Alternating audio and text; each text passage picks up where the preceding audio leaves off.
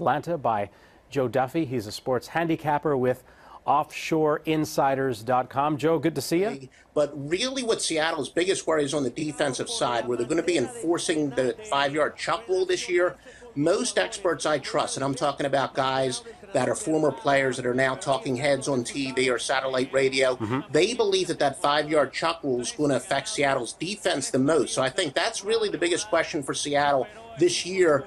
They're not going to be able to get away with that clutching and grabbing that they were last year. So can they make that adjustment on defense? Right now we're joined with college football analyst Joe Duffy from offshoreinsiders.com to get his thoughts on the lines for the game.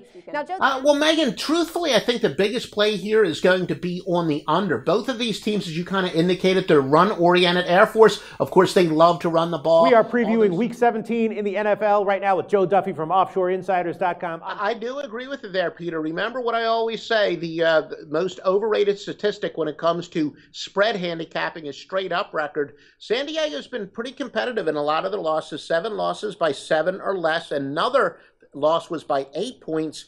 Denver, 8 wins by a touchdown or less, and they have 3 overtime wins. They are 3-0 in overtime. So, they have a deceptive... All right, we're back here on the Peristyle Podcast. Bringing in Joe Duffy again. Does a great job. He's the CEO of offshoreinsiders.com. From the betting standpoint, I told you that USC kind of fit into my straight-up and dichotomous record theory where you would, a team that keeps winning but not covering, you would bet the spread streak. But one of the reasons that I've been a professional handicapper since 1988 is I like to use these basic theories behind the scientific method. I come up with a theory and then try to disprove it.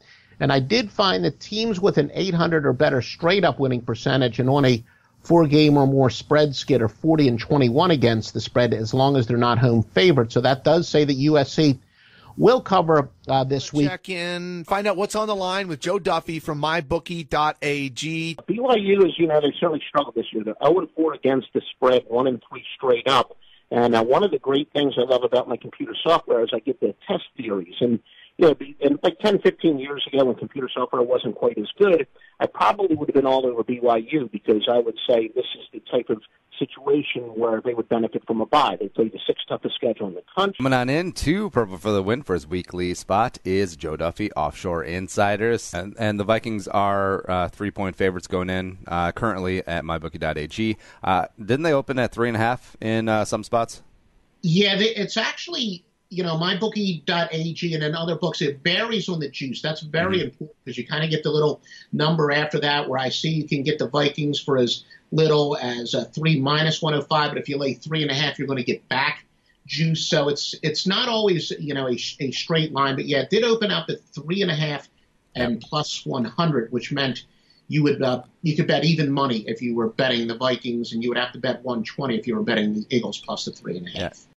A little bit of NFL football here this morning, as of course the NFL season getting underway officially tonight, I guess, Joe. And up at New England 7-50, and that's not surprising that the public is betting the favorites. Although 7 is what we call a key number. A lot of numbers land on 7. A lot of margins are at 7. So when a game comes off of a key number, that's considered very significant for the sports bettor because even a half a point line move can be very big. For the Patriots, defensive lineman Vincent Valentine, he's listed as doubtful.